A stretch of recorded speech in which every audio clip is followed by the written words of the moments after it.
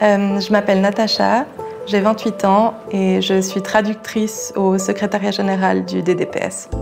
Ce qui me plaît particulièrement dans mon travail, c'est la relation que j'entretiens avec mes collègues. C'est toujours très enrichissant de pouvoir apprendre des autres. L'apprentissage, justement, c'est quelque chose qui est très important dans mon travail. Je suis une jeune traductrice et de pouvoir donc travailler aussi avec des personnes qui sont plus expérimentées. Malgré le fait que je sois jeune et que j'ai peu d'expérience en comparaison avec mes collègues, je me sens très respectée. Les idées que j'ai pu proposer ont été valorisées et c'est quelque chose que j'apprécie tout particulièrement. D'un point de vue professionnel, on a la chance de pouvoir travailler main dans la main avec nos supérieurs hiérarchiques qui sont toujours de bons conseils lorsqu'on a besoin dans nos traductions, dans nos travaux de relecture, etc.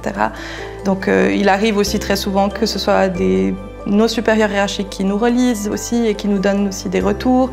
Comme nous, on aura l'occasion de les relire et de leur donner un retour. C'est très agréable de pouvoir travailler dans ces conditions.